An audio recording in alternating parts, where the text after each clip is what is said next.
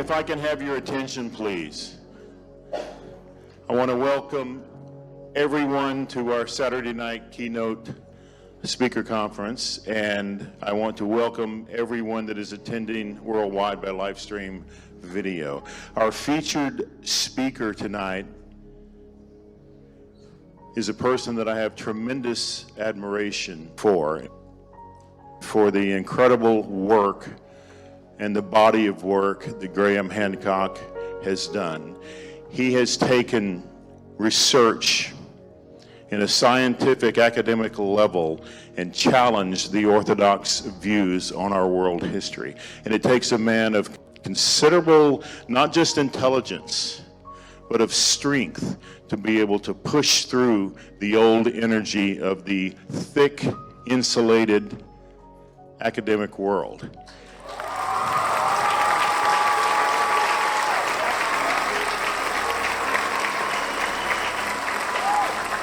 The work that Graham Hancock is doing is absolutely changing the paradigm, changing the way we view our past. And as he has said many times, we are a species with amnesia. Perfectly phrased. We are a species who do not know our true past. And Graham is a brilliant light, an amazing pioneer who is showing us, despite unjustified resistance, who we are. A round of applause for Graham Hancock, please.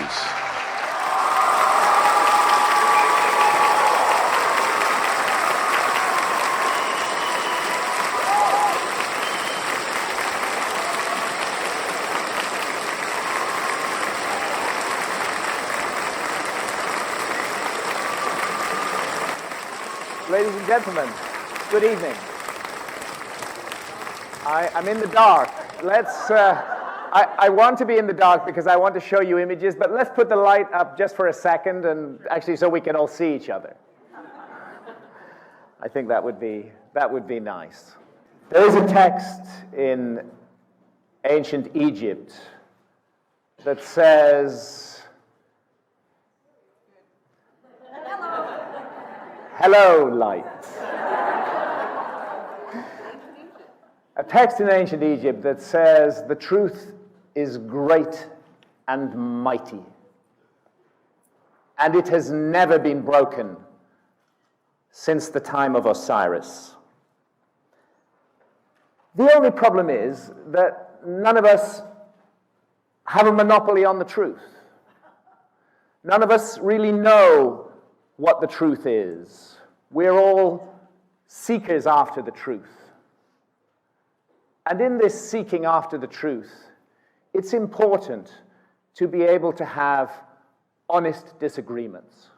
We must, as researchers in this field, be able to openly and honestly express our feelings about any and every issue, without fear of a witch hunt, without fear of being accused of a thought crime. Because only in that way can we hope to approach gradually, slowly, step by step, to that great and mighty truth that rings down the ages.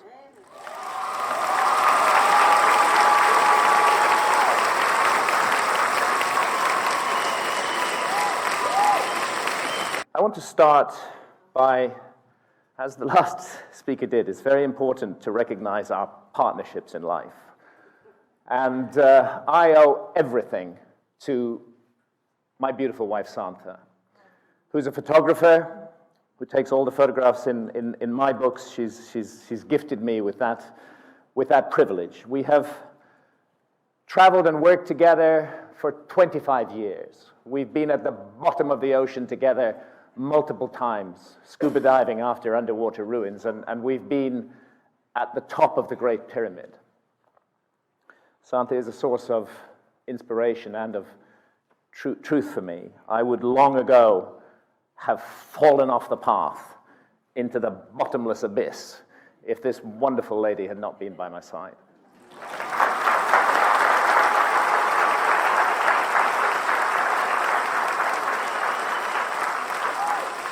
So now we can turn the lights down a little bit here.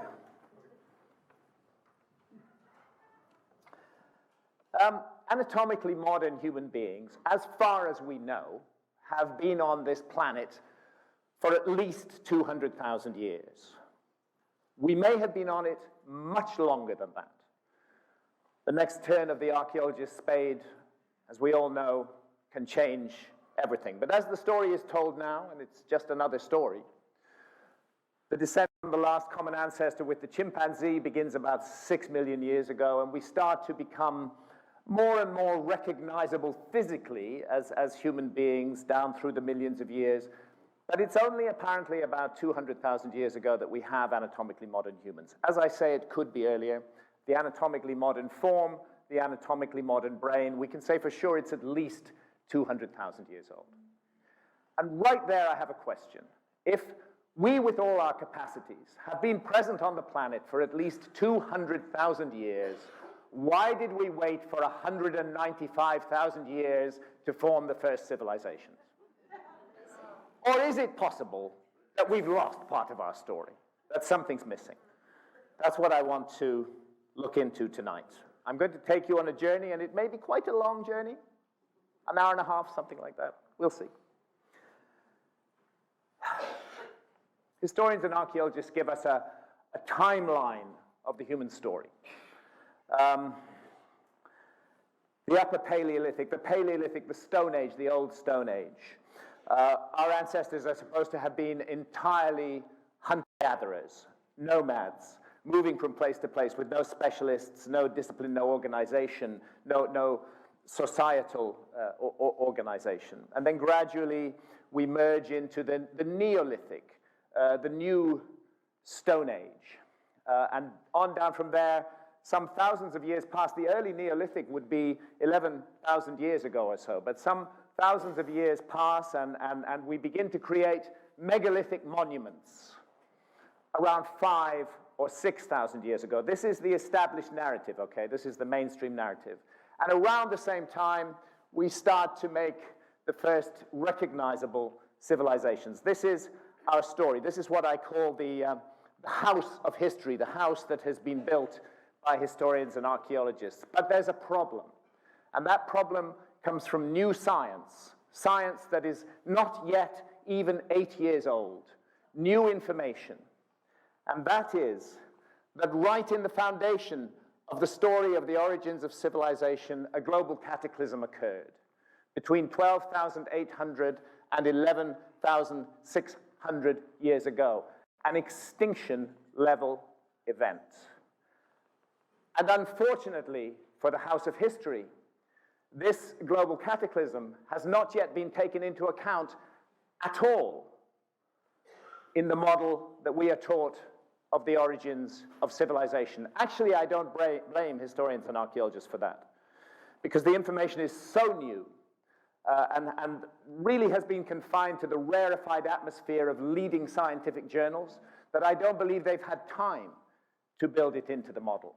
But it raises the possibility, however well built the house of history may be for the last 9,000 years or so, it raises the possibility that the house of history stands on foundations of sand.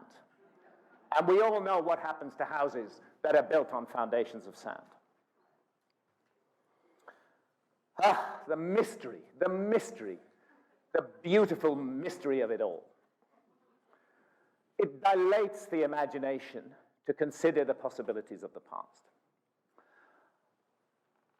Sometimes I think it dilates the imagination too much.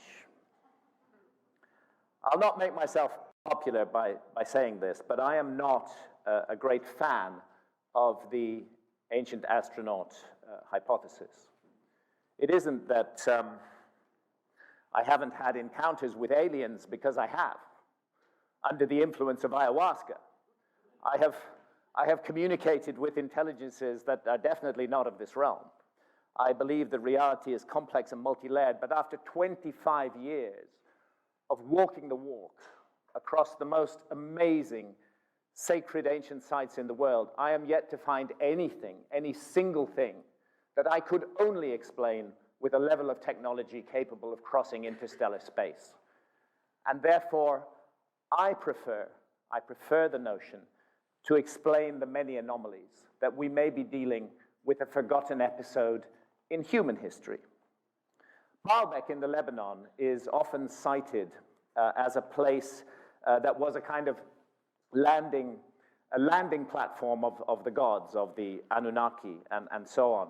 And it's suggested that the huge platform at Balbek is a megalithic platform made of giant stones. And those stones had to be so big so that they could support the weight of the alien landing craft. I just want to review that notion a little bit. Remember, we're on a search for truth here. I am sitting here in the platform, on top of the platform, where the Romans built a temple dedicated to the god Jupiter. Those are the 6 remaining columns of the 54 that once surrounded what is definitely a Roman temple. I don't think anybody disputes that the temple is Roman. The question is, what did the Romans build on top of? What were the earlier foundations? What's the backstory of Balbek? As I'm sitting here, I hear heavy artillery and machine guns going off in the background. We're only about 5 miles from the Syrian border, and as we know, that's a problematic area. But I calm my mind and get into this amazing, amazing place. Just to give you a sense of it, I hope it's clear, but this is the rectangular area where I'm sitting, and those red dots along there, those represent those columns, and they're on the south side of the platform. Down below the platform, and actually separate from it, is a wall of gigantic megalithic blocks. And these megalithic blocks, we're on the south side now. That's that wall running along there. These megalithic blocks weigh up to 500 tons. The wall actually surrounds the platform on 3 sides, nowhere touching it. That's the south side. Let's have a look at the north side. There's the north side of the same megalithic wall. Gigantic megaliths. But the platform itself is built of rather much smaller stones that any culture could manipulate easily. Let's look again at that wall. There's that megalithic wall. There's me for scale. I'm not sure this image is in focus, to be honest. Doesn't look in focus. There's me for scale. There's these huge megalithic blocks in the range of 500 tons each. And there, let's look down at the top of that freestanding wall. Those are big megaliths at Balbek. I'm going to show you the western side of the wall in a moment. The platform itself is not made of giant megaliths. The wall is a separate freestanding entity that surrounds the platform on 3 sides, and anybody who actually goes there and does the work will see that. And there's the problem with the alien landing craft argument. If the platform is supposed to have been made of huge megaliths, fine, but it isn't. The platform's made of small and ordinary stones, and I don't believe that anybody is going to land a landing craft on top of this wall. So the enigma of the wall, I do not believe is explained by the landing craft argument. Let's go around to the west side, where the really huge blocks are, 25 or 30 feet above the ground. These are 3 blocks, each of which weighs 900 tons. There I am for scale. That's the trilithon, as it's called, those 3 giant blocks. See that gap in the wall there? That's that gap, and there I'm actually sitting on top of the southernmost of the 3 900-ton blocks of the trilithon. It's separate, does not touch the temple platform. In front of my right foot, this dark stone here, that is put forward by archaeologists as their killer argument against any earlier origins to Balbek. Let me explain why. Because that dark stone turns out to be a fragment of a Roman column drum. There it is excavated. It's in the foundations of the megalithic wall. There's a Roman temple up at the top. So the point of view of archaeology is we have a Roman column drum that's been recycled and used in the foundations, and we have a Roman temple on the very top. Obviously, the Romans did the whole thing. I don't think the Romans did the whole thing. What the archaeologists are not taking account of is the history of Balbek, which was used as a fortress for hundreds and hundreds and hundreds of years, from the beginning of the Islamic period around 600 AD onwards, was repeatedly attacked, was bombarded with those huge mangonels, those catapults throwing rocks at the walls. The walls were systematically undermined by mining parties who would seek to collapse the walls. And afterwards, repairs were made. And in those repairs, I believe that this Roman column drum was put in to replace an undermined foundation. Now, I put that to the archaeologists, and they said, of the German Archaeological Institute, who run the dig at Balbek, and they said, no, the work is too good to be an Arab repair. This is definitely Roman work. The Arabs couldn't do anything like that. So I spent a lot of time going around the site, and I found a wall that was repaired and rebuilt by the Arabs, and it's really interesting to see what's in it. There's that wall, and in it, right there, is a Roman column drum. And if we get a little bit closer, that Roman column drum is fitted as tightly and as beautifully as this one. So I don't think the argument of the mainstream stands up. And it gets even more difficult when we go to the quarry. Because there, sitting in the quarry, are blocks that beggar the imagination. This one, they call it locally the stone of the pregnant woman. It weighs 1,000 tons. It's cleanly cut and separated from the bedrock at the base. It's completely quarried and shaped throughout. Across the road on the other side of the quarry, today being used as a rubbish dump, is another one of these huge blocks. The calculations show that this block weighs 1,250 tons. The German Archaeological Institute has been excavating the site for a century. So it is a comment of some kind that only last June 2014, did they discover a third huge block at the quarry. Previously, it had been entirely covered by sediment, and that's this block here. This block, which had been covered by sediment,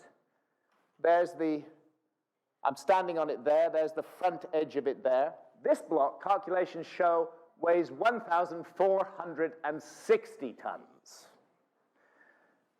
The mainstream argues the Romans did everything. They built the Temple of Jupiter, and they put those 900-ton megaliths into the western wall. But then, having gone to all the trouble of quarrying out these gigantic blocks in the quarry, they found out they couldn't move them. So they just abandoned them and left them there. To my mind, that is a very un-Roman thing to do. Let's buy it. Let's say, okay, they found they couldn't move them. If they found they couldn't move them, the Romans would not have wasted all this work. They would have sliced up these huge blocks like loaves of bread, and they would have used the smaller blocks in the construction of their temple. There's just no way they would have left these in the quarry in this shape with all that work done unless they didn't know they were there. And I think the Romans didn't know they were there, just as the archaeologists didn't know that this block was there until very recently. I think the whole area was deeply covered in sediment. I think the Romans never knew they were there, and I believe we are looking at the fingerprints of a lost civilization. Just a curiosity. Stonework of unknown antiquity in the Peruvian Andes, Alacahoyuk in Turkey. Worlds apart, and yet an astonishingly similar design. This curious creature from Cotimbo in the Peruvian Andes, and this one from Gobekli Tepe in Turkey. Here's from a pillar at Gobekli Tepe, this curious head emerging from the stone and these hands forward like this. A very similar pattern and design is found at Cotimbo in the Peruvian Andes. This serpent with a very large head and a winding body from Gobekli Tepe is so similar to this large-headed serpent from the Peruvian Andes. At Gobekli Tepe, weirdly, a symbol that we would recognize as the letter H appears again and again. And oddly enough, that same H symbol appears at Tiwanaku in the Andes. Coincidence? Maybe. Easter Island, the statues have arms crooked at the elbow, the fingers meet in front of the belly like this.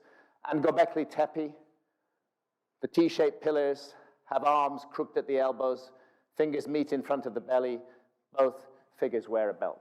We're told that there can't possibly be any connection between Easter Island and Gobekli Tepe, because Gobekli Tepe is 11,600 years old for sure. That's an established fact. At Easter Island, the statues at Easter Island are thought to be just 700 or 800 years old. There is a problem with dating stone monuments. It's a really bad problem, because there is no objective technique for dating when a piece of stone was cut and shaped. We haven't got an excellent technology to do that yet. What archaeologists rely upon is organic material found in juxtaposition to the stone they want to date, in such a way that they can feel sure that the stone and the organic material are of the same antiquity. And then they can carbon date the organic material. So let's look at Easter Island and these statues, these moai. Almost all of the carbon dates have come out of the platforms on which some of the moai stand. Therefore, the assumption is that the organic material that entered into the masonry of the platforms is of the same age as the statues that are raised upon the platforms. The possibility has not been considered that a later culture may have made those platforms and raised up some of the statues. And actually, if we go behind this very wall, we will see something that archaeologists should be concerned about, which is that an ancient Easter Island head has been used, recycled as a block in the wall. And that alone tells us that the Easter Island figures are older than the wall upon which the carbon dating is based. But there's more. If we go to the quarry, the Rano Raraku quarry, it's an extinct volcanic crater, we find it's quite surreal, actually, hundreds of these heads sticking up out of the ground. And, you might imagine that they are, just seated perhaps 3 or 4 feet under the ground. But Thor Heyerdahl proved this wrong when he excavated this area in the 1950s and again in the 1980s. Actually, these figures go 30 feet under the ground, and what's covering them up is layer upon layer of natural sedimentation. My good friend, Professor Robert Schoch of Boston University, who stuck his neck out over the Sphinx and took a stand that the Great Sphinx of Giza is vastly older than Egyptologists believe. He's been to Easter Island and he's examined this sediment as a geologist. And he makes an excellent point that 30 feet of sedimentation like this on a tiny island like Easter Island cannot form in 700 years. You need thousands and thousands of years to get that level of sedimentation. It was my privilege to know Thor Heyerdahl. He was a great man and deeply interested in the possibility of a lost, seafaring global civilization of remote antiquity. And therefore, it's of interest to look at some ancient maps and compare them with modern features, with modern scientific information. This is very recent, actually. This is a 2015 radar survey of Mauritania. And that 2015 radar survey of Mauritania has revealed an ancient, massive river channel here at the time when the Sahara Desert was green. And that's roughly from 12,000 years ago down to 5,000 years ago. After 5,000 years ago, that river vanished completely. So it's extraordinary that we find it on ancient maps in exactly the right place. This is the Canepa map from 1489, but like all the maps I'm going to describe to you, it is based on older source maps now lost. It is documenting a feature that has been unknown to humanity for more than 5,000 years and that flourished 12,000 years ago. The Piri-Reis map, of course, is very famous. South America, Africa, and a suggestion of Antarctica down here. But actually, it's this island I want to draw your attention to.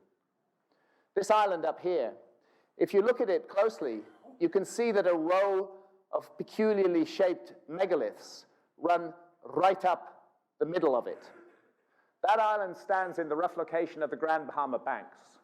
And underwater there is the Bimini Road, this megalithic wall, this megalithic road. And it's exactly like the megaliths shown on this island. It suggests that the source map upon which the Piri-Reis map was based was created at a time when this area was above water. And that takes us back thousands and thousands of years in the past. As a matter of fact, Piri-Reis tells us in his own handwriting on the map that it was based on more than 100 older source maps. And he speculated that they had come from the lost library of Alexandria, brought from there to Constantinople, where he was based. And those source maps were falling apart. They were in such a fragile state that he took it upon himself to preserve the information in them by copying them and making a new map, of which, in fact, only a fragment of his map has survived. And that's the suggestion of Antarctica. At the bottom, let's have another look at Antarctica. That's Antarctica as it looks today on any modern map. And here's Antarctica on an honest map drawn in 1800. Why is it an honest map? Because it shows nothing there. Because in 1800, we hadn't yet discovered Antarctica. We didn't discover Antarctica until 1818. So if you made an honest map of the southern hemisphere, you just left a gap where Antarctica was. But again, weirdly, if you go back to older maps based on source maps now lost, Antarctica's all over the place. It's in the right place, it's just larger. There's at the tip of South America, the Orontius Phineas map, 1531. Antarctica, much as it would have looked during the Ice Age. It's on a Mercator map, too, from the 1500s.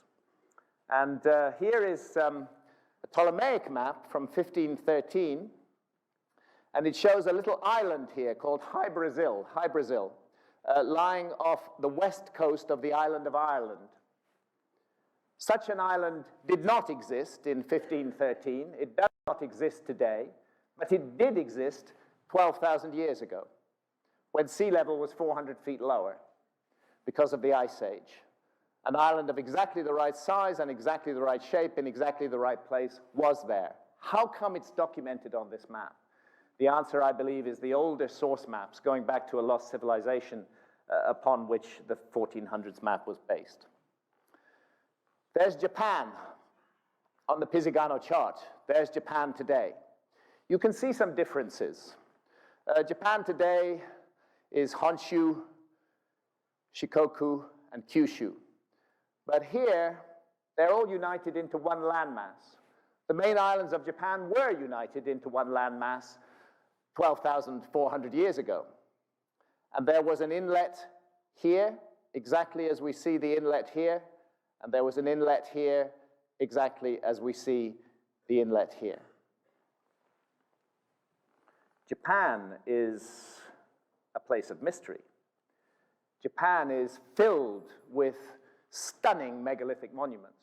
Here is Masuda no Iwafuri. They call it the upside-down boat stone. It's perched on a hillside above Asuka, a huge, beautifully cut megalith. And here is, near Kyoto, is beautiful cherry blossom season, by the way, is Ishibutai. They call it the stone stage. In Europe, we would recognize that as a megalithic passage grave. That's what it looks like. The kids playing there, it's a tourist attraction, and that's the interior of it, these giant, giant stones. There are stone circles, megalithic stone circles all over Japan, up here on the island of Hokkaido, here in Shikoku. Some of them are quite large. In some cases, they just use river stones, which are placed on the surface to make patterns. And these are thought to be about 4,000 years old. But there's a problem. See, sea level rose 400 feet at the end of the ice sheet. As all those ice caps melted into the sea, up went the sea level. And we have very good knowledge of the process of sea level rise. And when something is very deeply buried beneath the sea, you can be sure that it's very, very old. And the geologists I worked with on this site, which I dived multiple times, this stone circle is 110 feet beneath the waves. And indeed, it also, as well as large stones, it also has those small river stones on the floor of the sea, just as we saw above water. There I'm in it for scale. And let's go closer. A central upright surrounded by a spiral of uprights. I'm diving right over the central upright now. Look at the way the outer curve of the central megalith is matched by the inner curve of the megaliths that surround it. There's no way at all, no process by which this could have been created naturally. But archaeology wants it to be natural because a 12,000-year-old megalithic complex in Japan rewrites history. And there's great discomfort with the rewriting of history. Here's Yonaguni, where I did more than 200 dives. Archaeologists say that this is entirely natural. The hand of man has not touched it at all. I beg to differ. After 200 dives on the site, I'm absolutely certain it was man-made. Let's move on. The Wolsey-Muller world map of 1507 shows a gigantically extended Southeast Asia, a massive Southeast Asian peninsula, almost continent-sized. And that is not how Southeast Asia looked in 1507 or today, but it's very much how Southeast Asia looked at the peak of the last ice age, 21,300 years ago. Let's take a look at what happened to Indonesia between 12,800 and 11,600 years ago, because that's when this massive continent-sized landmass was largely submerged beneath the waves. Geologists call it the Sunda Shelf. It was a very well-watered area. There were beautiful rivers there. It could have been a great home for a civilization. But as the sea levels rose, they ate away the land. And the rivers can now only be traced beneath the ocean. And this is what's left. And when we travel around what left, Santa and I made a huge research journey across Indonesia as part of the preparation for writing Magicians of the Gods. And there we find mysterious megalithic cultures everywhere, largely undocumented. They've not even been touched by archaeologists yet. Like this megalithic, again, in Europe, we would see this as a megalithic passage grave and say without hesitation it's 5,000 or 6,000 years old. Nobody knows how old it is here in South Sumatra. And it's painted, beautifully and richly painted. Here's another painted chamber, very close to that one. And we're rather proud of the bat. I actually screamed and spoiled the rest of Santa's pictures.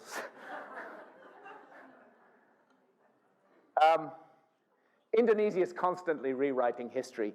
40,000-year-old rock art has just been found there, which actually is very similar to the art on those megalithic chambers. I wonder if they're of the same age.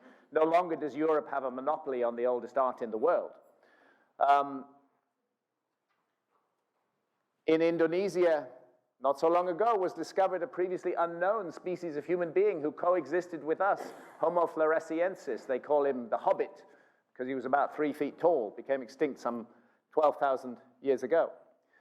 There's that Pleistocene cave art. And here, really intriguing, a shell with geometric patterns carved upon it, which were thought to have been only possible, only anatomically modern humans could have made them with the modern human brain. The Homo erectus from 500,000 years ago is not supposed to have had such capacities, and yet that shell is 500,000 years old, and it bears the marks of an intelligent hand. Bandung, on the island of Java, 3 hours west, the site of Gunung Padang. Gunung Padang, like Gobekli Tepe in Turkey, is rewriting history. Gunung Padang has been a known archaeological site since about 1914, when this was discovered. These are actually columnar basalt, which forms naturally, but they have been used as a construction block here. And they're not thought to be particularly old. This site is thought to be about 2,500 years old. There are some of the terraces at the top where the limited dating that's been done gives dates of about 2,500 years old. But the gentleman I'm with here is Dr. Danny Hilman Natawijaja. He is Indonesia's leading geological expert in megathrust earthquakes. And he also has a deep interest in history. And when he went to Gunung Padang and took a look at this site, he wasn't satisfied with the dating that was given to it, indeed with the whole story of the site. He wanted to look down underneath, see what's underneath this stuff. And this is how it looks, kind of pyramidal looking hill. And Danny was intrigued by it. It's about 100 meters high.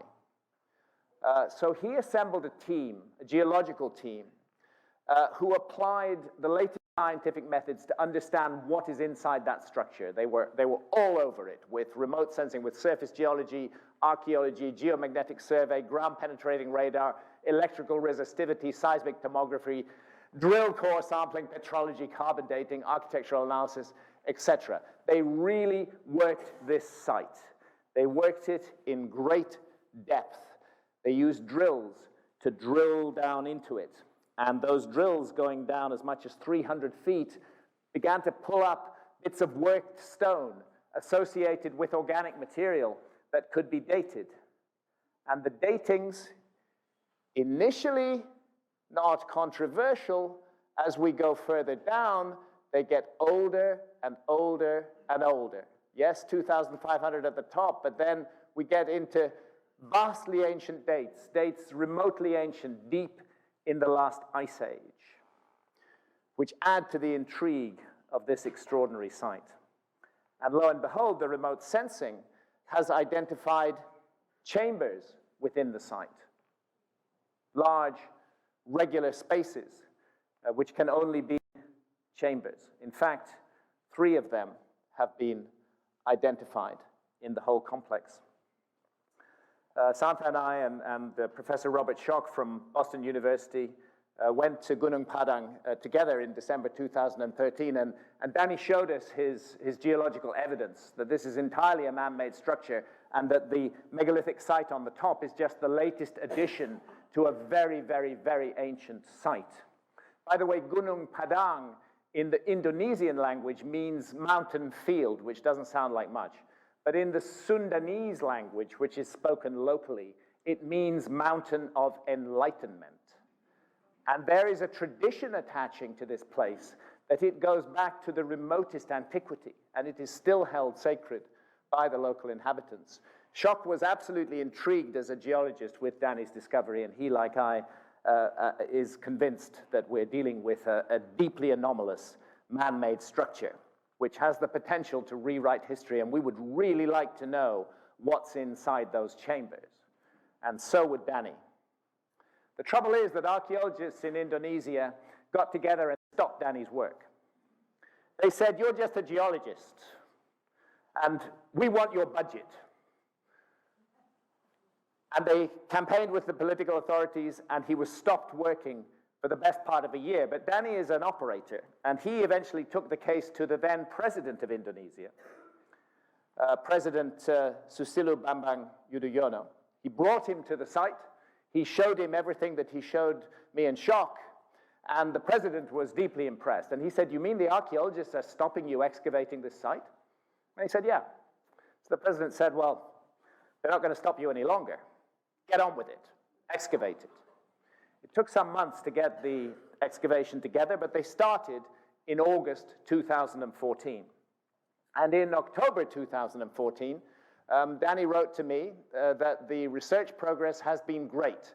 We've excavated 3 more spots right on the top of the megalithic site in the past couple of weeks, which give more evidence and details about the buried structures. We've uncovered lots more stone artifacts from the excavations. The existence of the pyramid-like structure beneath the megalithic site is now loud and clear. Even for non-specialists, it is not too difficult to understand if they come and see for themselves. We found some kind of open hall buried by soil 5 to 7 meters thick. However, we've not yet got into the main chamber. We are now drilling to the suspected location of the chamber based on subsurface geophysics in the middle of the megalithic site. That was the 2nd of October, 2014. And then something unfortunate happened. Indonesia had a change of president. On the 10th of October, President Joko Widodo took over. He does look a lot like Barack Obama, doesn't he? He took over. He listened to the nagging complaints of the archaeologists who believed that this was their territory and who were jealous of Danny's budget. And he stopped the excavation again. And the excavation is still stopped to this day. I spoke to Danny again just about 10 days ago, and that's the position. They're still not moving ahead. But he's optimistic, with public pressure from around the world, that they will be able to continue with this excavation before too long, and that the truth will come out. So there's the Ice Age Indonesia. There's an artist's impression of what Gunung Padang would have looked like originally. And Danny's saying, it's older than 9,000 years, could be more than 20,000 years. It's a strong case, but not an easy case. We're up against the world's belief. So why, you may ask, am I showing you pictures of dinosaurs and chickens? And some kind of shrew, and Leonardo da Vinci's Vitruvian Man. Okay, 65 million years ago, these guys ran the planet, okay? But something bad happened to them, and they devolved into chickens. Meanwhile, 65 million years ago, this little shrew-like creature was scuttling around in a state of deep fear. The clearing of the dinosaurs out of the way allowed that little shrew, that little proto-mammal, to begin the process of evolution. I like the cartoon. The Jurassic Games, mammals versus dinosaurs. Get smaller, Larry, small, small. So there's our 65 million year old mother. The whole story of mammalian evolution took off then, after the extinction of the dinosaurs. So these extinction level events are world changers. They change the game completely. They change everything. They are hugely significant, as perhaps these astonished looking dinosaurs realized as they saw a gigantic space rock whizzing in at 70,000 miles an hour, a rock 10 kilometers in diameter. Today, it's fully accepted that the dinosaurs were made extinct by a cosmic impact. General view is that it was an asteroid, but the evidence is equally strong that it may have been a comet. Whatever it was, it came in from outer space very fast, and it hit the Earth, a devastating blow. It set wildfires ablaze around the planet. It changed climate, and it led to the extinction of the dinosaurs. And it left a very distinct layer in the soil. That is called the Cretaceous Tertiary boundary, which, when investigated, proved to contain certain distinct chemical products that can only be the result of a cosmic impact, of a big space rock hitting the Earth. Tremendous heat, shock of the impact create nanodiamonds, impact spherules, carbon spherules, melt glass like trinitite that we find from the first nuclear explosions. The heat of a nuclear blast is similar to the heat of generated by these impacts. In fact, it's evidence of temperatures in excess of 2,200 degrees centigrade across a large area of the Earth's surface. That, by the way, is the boiling point of quartz. These are all called impact proxies. They show you what happened that there was a cosmic impact. But when the extinction of the dinosaurs by cosmic impact was originally proposed by this father-son team, Lewis and Walter Alvarez, they were subjected to the most vile and vicious attacks by their colleagues. They were accused of sensationalism, of fantasy. Of course, the dinosaurs were not made extinct by a space rock. It was considered to be very politically incorrect to suggest such a thing. There is a strong theme in geology that's called uniformitarianism. It's a kind of ideology. It's a belief system, not really a set of facts. The whole huge number of geologists would like to believe that the processes as we observe them today on the Earth are a pretty good guide to how they've been in the past. So something shocking and catastrophic like this goes against that dogma. For 10 years, they put up with the most horrible attacks until they found the crater. And they found the crater in the Gulf of Mexico. And that settled the argument. After that, it became clear that Lewis and Walter Alvarez had been right all along, that the story they had first based entirely on impact proxies was true, that the dinosaurs were made extinct by a cosmic impact. NASA's taken all this into account now. It accepts that extinction level events do happen. But here's the nice news NASA brings us. Extinction level events only occur once every 100 million years. How nice of the universe to be so exact, so Germanic in its timekeeping. Once every 100 million years. That means we have nothing to worry about, and these things have nothing to do with the human story. But many scientists do not agree with the NASA position. They include the late, great Sir Fred Hoyle, Chandra Wickram Singh, Victor Klube, and Bill Napier. They have warned that our cosmic environment may be much more active than NASA believes, and their concern particularly is with comets. And they point to the ancient worldwide fear of comets. This is truly universal. It's found in all cultures. Comets, in the mythology of the world, were never good news. They were always bad news. They were considered to be world-destroying agents. And the astronomers I've just indicated feel very strongly that such a powerful mythology coming down all around the world cannot just be fantasy. It must be based on some memory of our species, something that happened.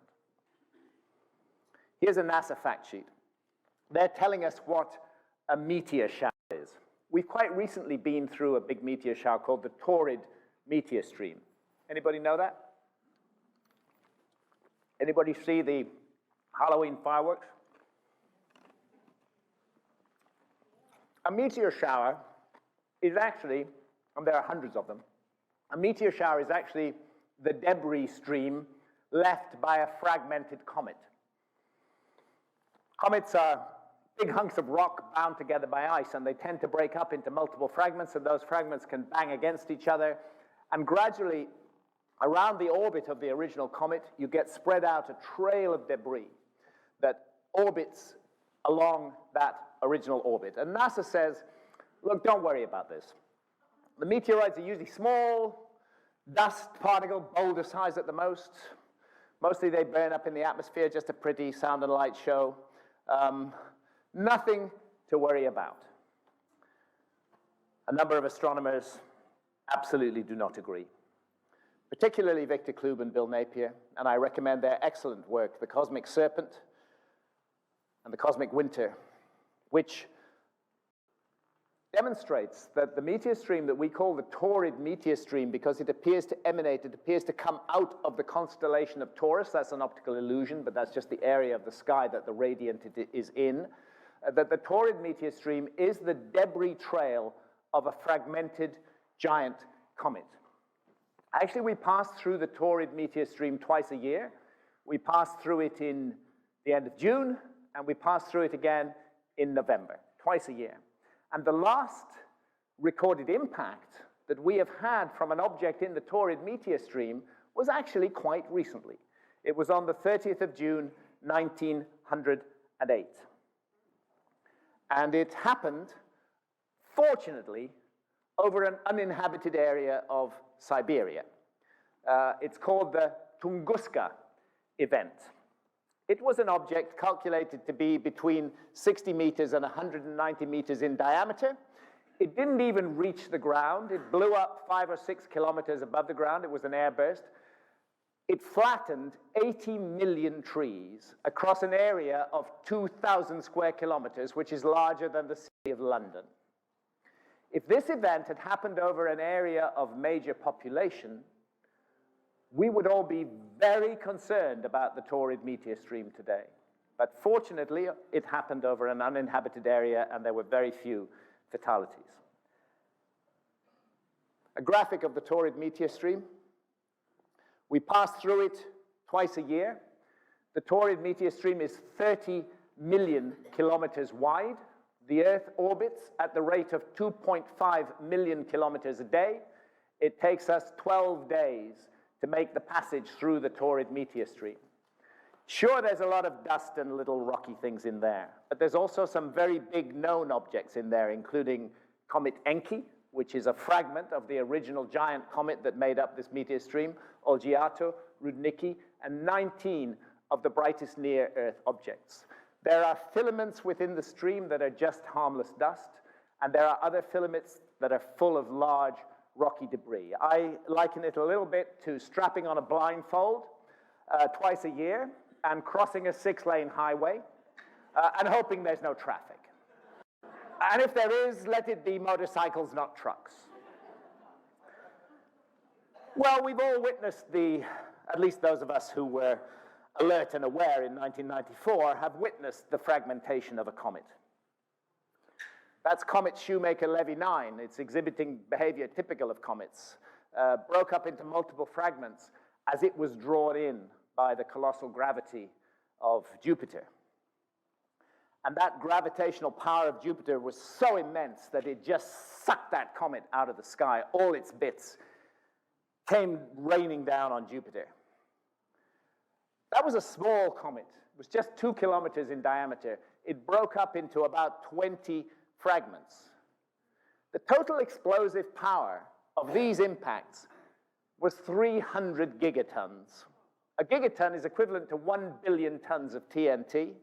The stockpiled nuclear arsenal of the entire Earth, were it to explode at once, would be equivalent to just 6.4 gigatons. So, this is the moment to say, thank you, Jupiter. Thank you for being the giant guardian of our planet, for circling out there in the outer solar system with your huge gravity and drawing in most of the comets that would threaten life on Earth. Again and again, Jupiter takes one for the team. But every now and then, a comet does get through. Let's look at this story a little further. There's our galaxy, the Milky Way. There's a huge black hole at the heart of the Milky Way, the center of the Milky Way, the galactic bulge. And there's our sun and the solar system, and we're in orbit around the Milky Way. And that's a vast orbit, and it takes hundreds and hundreds of millions of years to complete. And we do not orbit always in the plane of the galaxy. The sun and the solar system dive up and down through the plane of the galaxy at roughly 30 million year intervals. And when they cross the plane of the galaxy, gravitational disturbances are set loose in very distant areas of the solar system, right on the edge of the solar system. The Kuiper belt and the Oort cloud, which are sources of comets. The Oort cloud is calculated to contain 1 trillion comets. And it's the gravitational disturbances of the sun's orbit around the center of the galaxy that occasionally send one of those big things winging in towards the inner solar system, where we better pray that Jupiter or Saturn catch it before it reaches the Earth. Because comets are not just dirty snowballs. Comets, as I said, are chunks of rock bound together by ice. This is the nucleus of Comet 67P, photographed by the Rosetta probe. It's 5 kilometers in diameter. The giant comets, they can reach up to 200 kilometers in diameter. Let's scale 67P up to just 30 kilometers in diameter, and that's what it would look like over the city of Los Angeles. This is a paper in the monthly notices of the Royal Astronomical Society, published in July 2010 by Bill Napier, who's the professor of astrobiology at Cardiff University. The evidence, decades old now, and not even controversial amongst the comet community, is that an exceptionally large, low inclination, short period comet has been orbiting in our neighborhood for about 20,000 years. In such a disintegrating environment, there is a reasonable probability of a catastrophic encounter with debris in the comet trail. And what Bill Napier is doing here is he's connecting the astronomical work of his own astronomical work and his colleagues' astronomical work to a totally different field of work that's been carried out by Earth scientists over the last decade, who have identified a cosmic impact 12,800, 12,900 years ago. And what he's saying is that it's very clear when you do the calculations that the giant comet that created the Taurid meteor stream was responsible for the impacts that this other team have identified. And until then, both teams weren't comparing notes. The astronomers were looking at the sky, the Earth scientists were looking at the ground, and here are the Earth scientists, some of them. It's a team of more than 30 of them, actually. James Kennett, who's a marine geologist, professor at the University of California, Santa Barbara, is a world-renowned expert in paleoceanography. Richard Firestone, staff scientist at the Nuclear Science Division, Lawrence Berkeley Laboratory. James Whitke is a geologist. Albert Gouldier is an archaeologist. They're a huge team of them, and they have been looking at a mystery. They started by looking at a mystery. And to understand the mystery that motivated their work, we need to understand how the world was at the end of the last ice age. During the ice age, there were ice caps 3 kilometers deep, sitting on top of the northern half of North America and the northern half of Northern Europe. And as a result, sea level was 400 feet lower than it is today, and huge areas of land were exposed that are not exposed today. Last glacial maximum about 21,000 years ago. Then, politely and in a rather politically correct way, the world began to slowly and gently warm up, and the ice sheets began to gradually ablate. By 12,800 years ago, there were still masses of ice over North America and Northern Europe, but it was about 2 kilometers deep, not 3 kilometers deep. Climate was getting warmer, and then suddenly, there was a dramatic plunge in climate, bringing the world as cold as it had been at the coldest point of the Ice Age. And that plunge in climate, that sudden radical deep freeze, lasted for 1,200 years, from 12,800 years ago to 11,600 years ago. It was a global cataclysm, and the whole story of human civilization, as it's taught to us, supposedly unfolds immediately after it. This should raise some questions in our minds, particularly when we discover that that exact same period coincides with a massive spike in animal extinctions, the megafaunas, the mammoths, the woolly rhinos. That's when they go down. And the epicenter of this cataclysm was North America. That's where the extinctions were most profound. But it was a global cataclysm. Limited regional explanations no longer suffice. Those mega mammals were not killed by voracious hunter-gatherers with spears. Something else was going on. And that something else was a cosmic impact. Because exactly the same impact proxies that were used to identify the cosmic impact that made the dinosaurs extinct turn up in a distinct layer of soil 12,800 years ago. These impact proxies, and they're all over the world. And I'm just going to show you, without asking you to read them or reading them to you myself, but simply because I want to emphasize how deep the science is and how thorough and detailed it is. This science has all been published in mainstream professional journals. The scientists who've put this case forward for the Younger Dryas impact, that period of 1,200 years is called the Younger Dryas, by the way, have, like Lewis and Walter Alvarez, been subjected to repeated vicious attacks by their colleagues who are committed to the notion of uniformitarianism. But they have handled it like gentlemen. Every attack has been systematically and carefully refuted. Every criticism has been shown to be incorrect, and they've continued to come up with new evidence. This is the first paper from the 9th of October, 2007, evidence for an extraterrestrial impact 12,900 years ago that contributed to the megafaunal extinctions and the Younger Dryas cooling. Since then, they've revised the date down 100 years to 12,800 years ago. Here's another paper. Shock synthesized hexagonal diamonds in Younger Dryas boundary sediments can only be caused by cosmic impacts.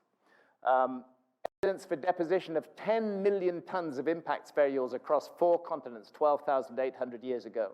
Very high temperature impact melt products 12,900. Evidence from Mexico, evidence from the Greenland ice cores.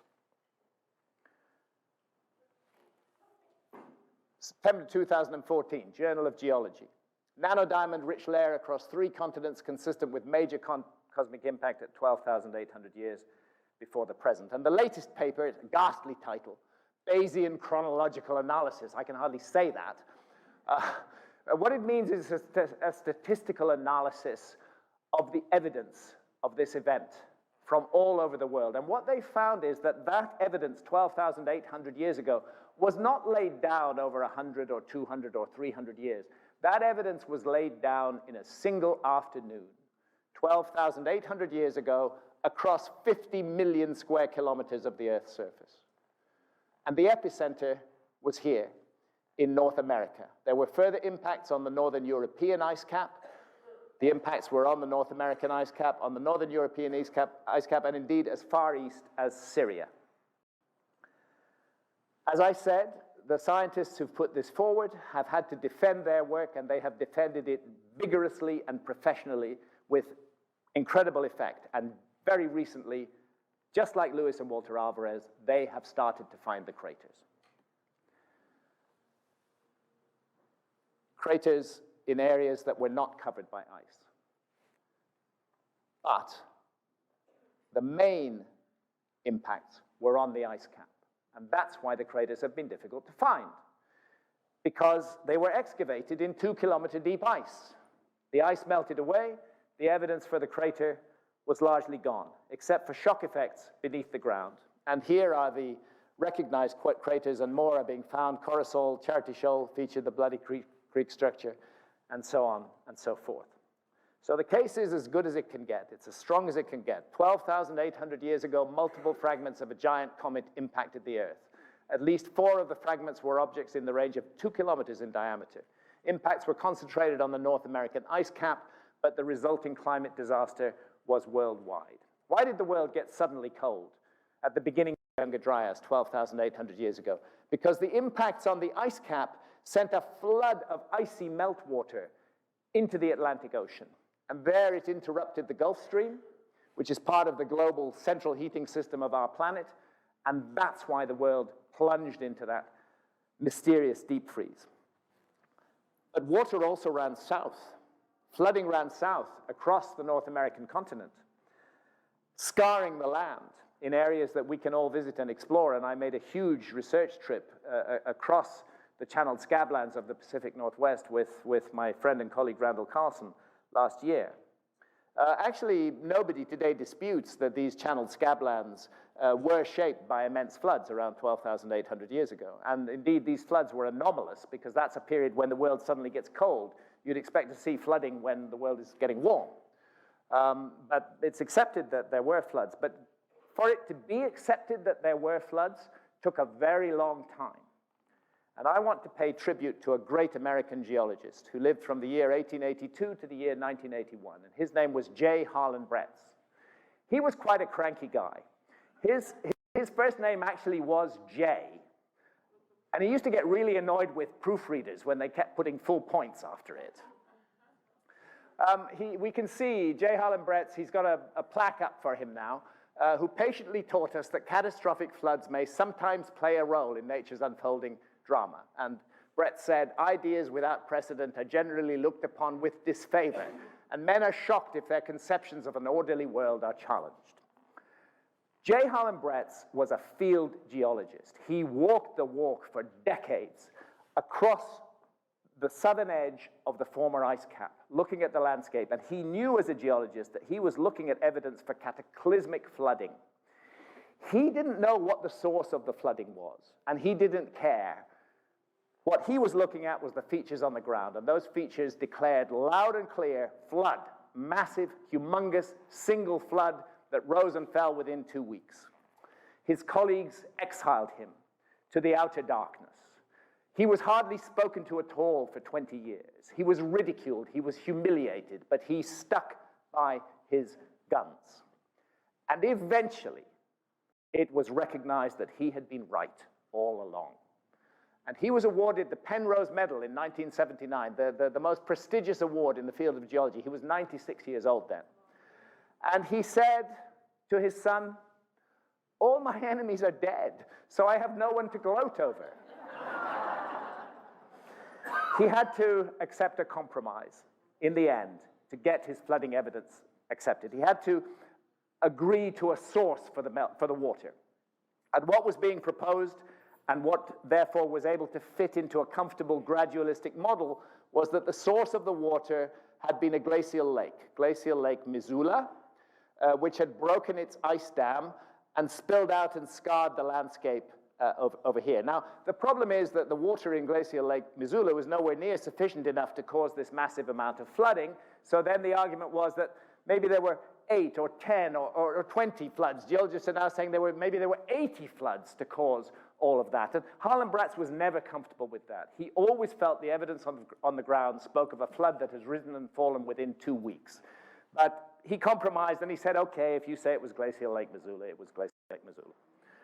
I don't think that Harlan Bratz would have compromised if he had lived to see the evidence that the North American ice cap was hit 12,800 years ago by several large fragments of a comet. I think he would have abandoned Glacial Lake Missoula and returned to the original conclusion of his field research that there'd been a single humongous flood. The comet provides the hitherto missing heat source to account for the sudden melting of a sufficiently vast area of the ice cap. This is Dry Falls. It's in the middle of Upper and Lower Grand Coulee in Washington State. And this is what it looks like from under just a part of the Dry Falls, this fossilized waterfall. I'm there with Randall Carlston, a great catastrophist researcher who really opened my eyes to the meaning of what is there on the landscape. I kind of see him as a sort of reincarnation of J. Harlan Bratz, actually. And here are Randall and I standing overlooking Dry Falls. This huge waterfall can be put into perspective when we put Niagara Falls into the picture. There's the enormous waterfall of Dry Falls, and that's Niagara Falls. But Niagara Falls is the result of 12,000 years of work of the river, and Dry Falls is the result of a humongous 2-week flood. And that flood was highly erosive. It was jostling with icebergs that had come off the ice cap. Whole forests had been ripped up by their roots. There was rubble and boulder and mud in it. It was a very abrasive agent, and it cut these falls and then subsided, and the falls were left as a fossil. We're above the town of Wenatchee here. That's Wenatchee down in the valley floor, 500 feet below us, and perched on the valley side, a humongous boulder made of basalt. What's it doing there? It doesn't come from there. It comes from about 100 miles away. And that boulder actually weighs, calculations show it weighs 18,000 tons. How did an 18,000-ton boulder get 500 feet up on a valley side above Wenatchee? The answer is it was carried there in an iceberg the size of an oil tanker. Glaciation does this. Glacial sheets snatch up and enchain rocks, and they then drop them when they move. They're called glacial erratics. The thing is, there's thousands of these giant boulders all over the Pacific Northwest. Thousands and thousands of them, up to very high altitudes. Each one weighing between 10,000 and 18,000 tons. Every one of them carried in a huge iceberg and dumped when the flood receded.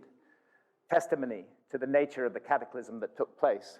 This is Camas Prairie. See the rippled land? Those are actually current ripples, like the current ripples you get on a beach as the seawater recedes, except in this case, as you can see from the vehicle, they're about 50 feet high and 300 feet long. And here are the channeled scablands, a complete mess, scablands, because the flood plucked and tore at the landscape. I've been concentrating on this area, but the evidence goes all the way across the southern tip of the former ice cap, the St. Croix River in Minnesota, these gigantic potholes were created by the same flooding. And new evidence indicates that the Finger Lakes of New York State were not made by glaciers. They were also carved and cut by those horrendous floods coming off the ice cap. Why did it get warm suddenly at the end of the Younger Dryas? Long ago, Sir Fred Hoyle was intrigued by the mystery of the Younger Dryas, and he proposed the solution that what would have caused that warming would have been a comet impact, in this case, another fragment of the same comet that hit the Earth 12,800 years ago, a comet impact in ocean. And the effect of a comet impact in ocean, as well as enormous floods, huge tidal waves, is to throw a vast cloud of water vapor into the upper atmosphere and enshroud the Earth in water vapor. And that creates a greenhouse effect, which accounts for the radical warming at the end of the Younger Dryas. The science on the end of the Younger Dryas is not as good as the science on the beginning of the Younger Dryas. That's speculation at the moment, that it was an impact in water 11,600 years ago. But it makes sense. It's definitely a contender. And what's sure at any rate is that the Younger Dryas did end abruptly 11,600 years ago. Global temperatures soared, and the remaining ice caps very rapidly collapsed into the sea, causing a dramatic pulse of sea level rise. And that dramatic pulse of sea level rise is known by geologists as meltwater pulse 1b, exactly 11,600 years ago. And lo and behold, it turns out to coincide also exactly with Plato's date for the destruction and submergence of Atlantis. Archaeologists don't like the word Atlantis.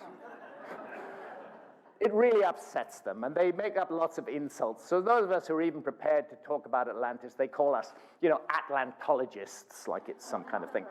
In their lexicon, the only thing lower than an Atlantologist is a pyramidiont. Plato spoke of Atlantis as a great advanced civilization that had once been spiritually pure, that was kind and generous and imbued with goodness. But as time went by, it became arrogant and cruel, and it began to impose its power upon others, and it became deeply materialistic and locked in negative behavior. A ringing phrase: it ceased to wear its prosperity with moderation. And then the universe slapped it down. Plato precedes his account with a description of a cosmic event, of a cosmic impact. And he tells us that the destruction of Atlantis was such a huge thing that mankind actually had to begin again like children with no memory of what went before. Where did the story come from? It came from ancient Egypt. Plato's ancestor Solon, the famous Greek lawmaker, had visited Egypt during his lifetime in 600 BC. He lived 150 years or so before Plato. He'd visited it in 600 BC, and he'd been told by the priests of the Temple of Neith at Sais in the Delta the story of Atlantis, and they'd pointed to texts written on their walls. That temple, unfortunately, no longer exists, where the story of Atlantis was written. And when Solon asked when this had happened, the priests replied, 9,000 years ago. This was in 600 BC. 9,600 BC is 11,600 years ago from our time today. It's exactly the moment of that second spike of cataclysm, meltwater pulse 1b, the rising sea levels, rapidly rising sea levels. Archaeologists accuse Plato of making the whole thing up. But if he made it up, he was astonishingly on the money with the latest science about global flooding 11,600 years ago. Egyptologists will tell you there is no mention of Atlantis in any ancient Egyptian annal. And that is true. There is no mention of Atlantis. But is there a mention of an advanced civilization that lived upon an island that was destroyed in a flooding cataclysm? Yes, absolutely. And that is found on the walls of the Temple of Horus at Edfu. The Temple of Horus at Edfu is a relatively young temple. It's a Ptolemaic temple. It dates from 300 BC. But it was built on the site of an older temple, which it turns out was built on the site of an even older temple, and you can recede this backwards distantly into the remote past. And the Temple of Horus at Edfu inherited the archive of the former temples. And that archive Rather reminiscent of the story of the maps, that archive included material written on animal skins which was so fragile, so falling apart, that they feared for its preservation. And they sought to preserve it by copying extracts and carving them deeply into the walls of this temple. For example, between the inner and outer enclosure walls. They're called the Edfu building texts, and this is what they look like. And this, cutting a long story short, is the story they tell. They speak of a homeland of the primeval ones. It was an island, and it was destroyed in a great flood. And they tell how the primeval ones, the gods, came to Egypt and established religion by building primeval mounds up and down the land. They refer to a snake called the Great Leaping One. As soon as I hear that language, I'm reminded of the way that comets are always referred to as serpents, like Victor Kloop's cosmic serpent. The Great Leaping One is described as a chief enemy of the god. His assault causes the homeland of the primeval ones to be swallowed up by the sea, but first the island was pierced and the domain was split. The Edfu texts make it clear that there were survivors of the primeval island of the gods, that these people were navigators, they were seafarers. Some of them were at sea at the time. They made their way back to the site of their former homeland, their island, and they discovered it lost beneath the waves. And instead of an island, the sea was filled with mud. This is a very curious echo of the Atlantis story, because as Plato's account has it, when Atlantis went down, the sea was left filled with mud, so much mud that navigation was difficult through it. These survivors began a project to reconstitute or reincarnate or reinstate the former world of the gods. And they set about wandering the world.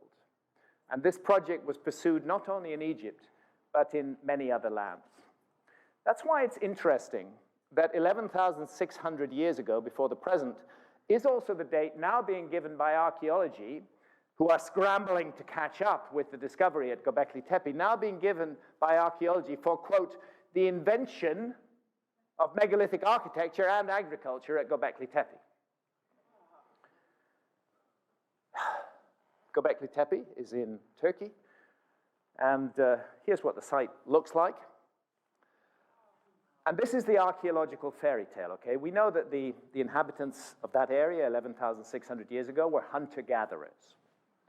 Archaeologists say that a group of hunter-gatherers must have woken up one morning, magically inspired, to build actually what turns out to be the largest megalithic site that has ever been created anywhere on Earth.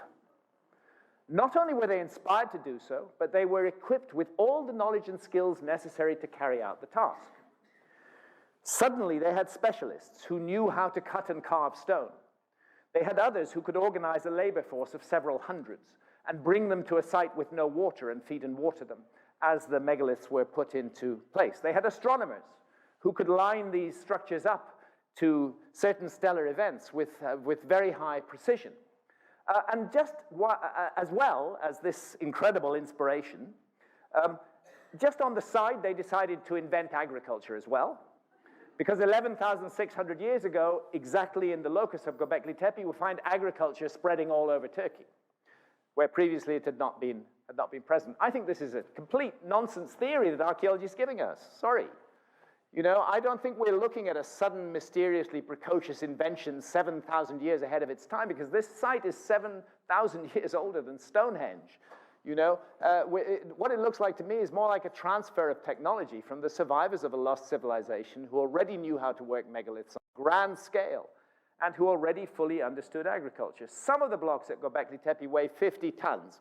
This one never left the quarry because they found a fault in it, but you can see the T-shaped profile there, classic T-shaped pillar of Gobekli Tepe. Most of the megaliths weigh about 20 tons, and many of them are richly carved. For example, Pillar 43 in Enclosure D, astonishing work of art. I'm going to have more to say about that later. Here I am with Professor Klaus Schmidt of the German Archaeological Institute, the discoverer and excavator of Gobekli Tepe. His excavations began in the second half of the 1990s. Sadly, Klaus passed away last year. My first encounter with him was in 2013. Normally, when I turn up on archaeological sites, the archaeologists make the sign of the cross, you know, like, Dracula has appeared. They will not invite me across the threshold. Klaus Schmidt was different. He was very generous. He was very kind. He knew exactly who I was, and he said, look, I'm going to show you around, and I'll tell you what I know. And he actually spent 3 days showing me around the site in detail, and I want to pay tribute to him for that. That was a great thing. Many archaeologists wouldn't even speak to me. And I'm very sad that Klaus passed away from a heart attack in the summer of 2014, because he was doing incredible work at Gobekli Tepe, and that site has been left somewhat leaderless since then. He's pointing vehemently at the ground because he's telling me something. He's telling me that the area they have excavated so far is only a tiny proportion of the whole site. At least 50 times as much still lies under the ground. Hundreds and hundreds and hundreds and hundreds of giant megalithic pillars, deeply buried. The other thing he's telling me is, take a look at this stuff that they've excavated this pillar from. This is not natural sediment. This is deliberate burial. This site was deliberately buried, like a time capsule, by the people who made it. It ran for about 1,200 years, from 11,600 years ago, and then they shut it down. And they deliberately buried it, teams of people, hundreds of them, with buckets and rubble, pouring it in over them, covering the whole site, hiding it from view. And thereafter, for more than 10,000 years, nobody saw it again. And that's why we can be so sure of the dating. There's no possibility of the introduction of falsely young organic material by later cultures. This is a sealed site. It's not alone. Another site, Karahan Tepe, about 50, 60 miles away, has been found, not yet even been excavated, dates to the same period. And in fact, whenever we find a really sealed site where we can be absolutely sure of the dating, like this huge megalith at the bottom of the Sicily Channel, which was published only in September 2014, because of sea level rise, we know this 12-meter-long megalith has been underwater for at least 9,500 years. Therefore, it's at least 9,500 years old, and possibly it was standing there 1,000 or 2,000 years before that. No possibility of a falsely young date there, just as at Gobekli Tepe. I think Gobekli Tepe is going to require us to reconsider the dates of megalithic sites all over the world, as a matter of fact. For example, these T-shaped megaliths of Menorca are said to be only 4,000 years old, but I think that's a falsely young date. They look a lot like the Gobekli Tepe megalith to me. The general appearance of Gobekli Tepe is astonishingly like the general appearance of the megalithic temples of Malta, which again are said to be about 5,000 years old, but which again have suffered from the introduction of falsely young organic material, giving a falsely young date. Go to the hypogeum in Malta, carved out deep beneath the earth, and compare its 3 levels with these so-called subterranean cities of Turkey, like Derinkuyu. There is Derinkuyu, and there is the hypogeum in Malta. Now, the general view is that the Derinkuyu subterranean cities and the others in Turkey might date back as far as 800 BC, but not older than that. The hypogeum is thought to date to about 5,000 years old, but not older than that. But how secure actually are these datings when we're dealing with stuff that's cut and carved out of solid rock? How much can we rely on carbon dating from organic material found in association with it? There's a grubby story around the hypogeum. Red ochre paintings were found on the walls and the ceilings. They look a lot like Upper Paleolithic cave art, as a matter of fact, more than 12,000 years old. And amongst them was found a painting of a hybrid creature, a bison bull, which is a classic piece of Upper Paleolithic cave art, therefore suggesting that the hypogeum might be more than 12,000 years old. The director of the National Museums of Malta solved the problem by having the bison bull scrubbed off the walls of the hypogeum. Scrubbed off the walls. We don't like this new evidence, let's just get rid of it. The man who exposed the scandal is Dr. Anton Mifsud.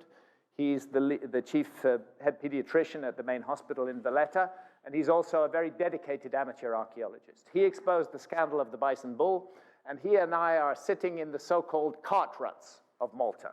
I have to say, some cart, some rut. These cart ruts are thought to date to the megalithic period, a bit younger, maybe about 4,000 years old. But the problem is that the cart ruts drop right off the edge of cliffs and continue under the sea, down to depths of 120 feet beneath the sea, where we can be quite sure that they're at least 12,000 years old.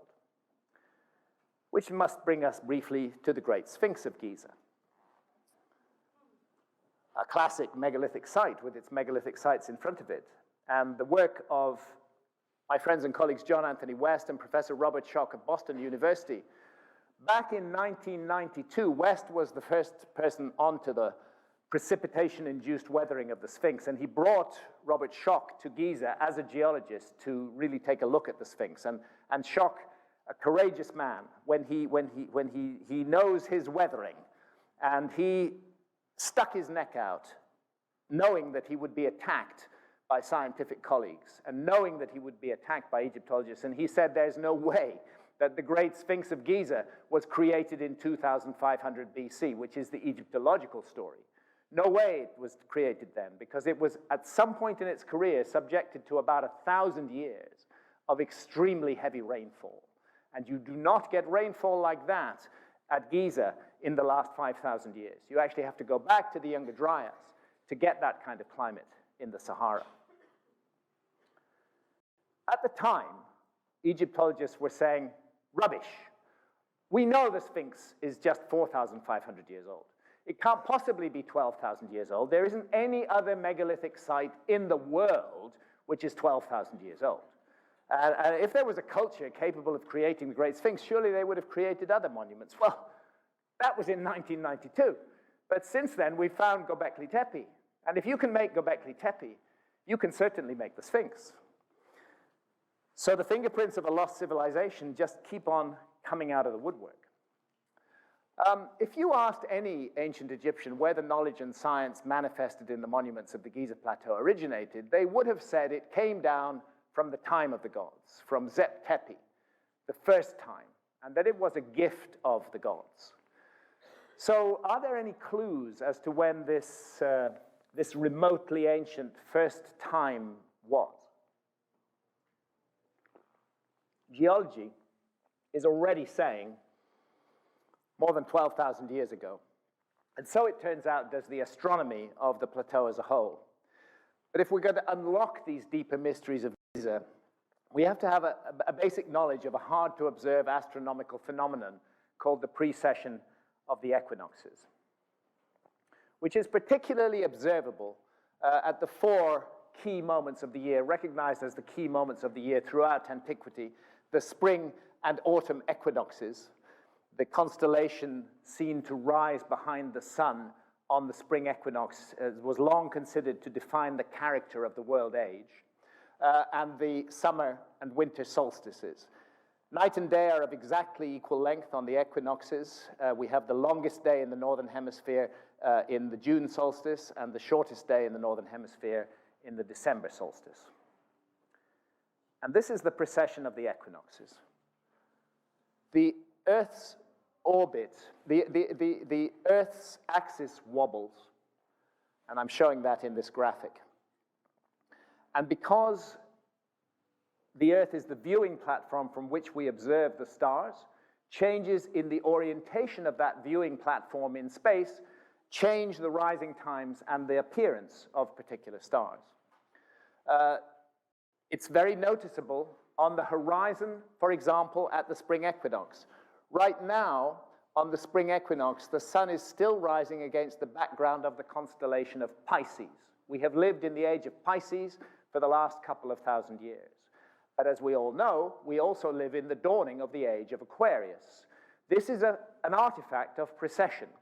Because of that wobble on the Earth's axis, the 100 or so years from now, we'll begin to see the sun rising against the background of the constellation of Aquarius instead of the constellation of Pisces. And that process proceeds at the rate of 1 degree every 72 years. It's very hard to observe. You have to keep records for a very long time to notice it. The second place it's obvious is at the pole. Right now, our pole star is Polaris. That's the star that the extended north pole of the Earth points most directly at. But this precessional wobble means that we will not always have Polaris as our pole star. Sometimes the North Pole will point at empty space, sometimes it'll point at other stars. And the whole phenomenon operates at the rate of 1 degree every 72 years, 30 degrees, one house of the zodiac in 2,160 years, 360 degrees, the great year, in 25,920 years, which is 360 multiplied by 72. The great study on this was done by two professors of the history of science, Professor Giorgio de Santillana of Massachusetts Institute of Technology and his colleague Hertha von Deschend. This is Santillana standing here. They published their book, Hamlet's Mill, in 1969, and it documents ancient worldwide knowledge of precession of the equinoxes encoded in myth. Deliberately encoded in myth, thousands of years before the time of the Greeks, who are supposed to have been the first people to notice precession. It's a sequence of numbers that are derived from the precession, derived from that heartbeat number, 72. 72 plus 36 is 108. Divide 108 by 2, you get 54. Multiply 72 by 30, you get 2,160. Osiris was captured by Seth and his 72 assistants, and so on. You can read the myths. There are 10,800, the number of stanzas in the Rig Veda, 432,000, the number of syllables in the Rig Veda. And Santillana and von Deschend, what they say is, you really have to comb through the book to find this because they knew it was politically incorrect. They attribute this knowledge to what they call some almost unbelievable ancestor civilization that had felt that the knowledge of the precession of the equinoxes was so important that it must be encoded in stories that could be passed down from generation to generation. It would not matter if the storyteller knew that he was conveying scientific information. As long as he told the story true and passed it on, it would come down through the ages. And these particular stories all contain a framework that when you look at it, it's obvious they're talking about the precession of the equinox. It's not only found in myth, it's found in monuments as well. Angkor, for example, 108 statues in each avenue, 54 on each side. 108 is 72 plus 36, 54 is that divided by 2. So why am I showing you a picture of the Hoover Dam? Well, because it has a star map built into its architecture. And Oscar Hansen, who put that star map there, made it quite explicit. He believed that in remote ages to come, intelligent people with knowledge of precession would be able to discern the astronomical time of the dam's location. If you want to pass a message down 10,000 years in the future, don't write it in your language. There's no guarantee anybody's going to read that language in the future or that the document will survive. Use something universal. Use a universal motion of our planet. And the changes in the star field that are caused by it. And that way you can be sure that any later culture that is competent in astronomy will be able to work out the message. Now, actually, who gives a damn about when the Hoover Dam was built? But I'm telling you this because I'm saying this is not such a strange idea. We do it in our time. And that's what we think happened at Giza. The Great Sphinx, we think, was originally an entirely lion-bodied monument 12,000 years ago or so. Its head was recarved in the dynastic period into the head of a pharaoh. And that's why the head is so out of proportion with the rest of the body of the Sphinx. 12,000 plus years ago was the age of Leo.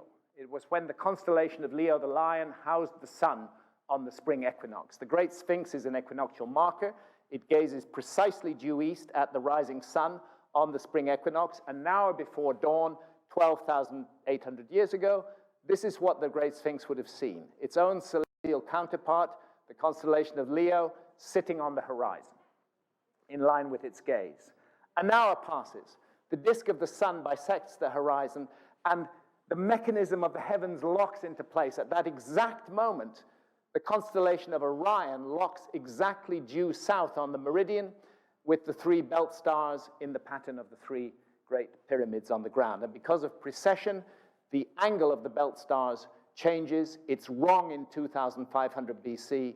The layout of the pyramids matches the stars in 10,500 BC, 12,500 years ago. And this is the work of my friend and colleague, Robert Bauval, the author of The Orion Mystery, to whom I wish to pay tribute.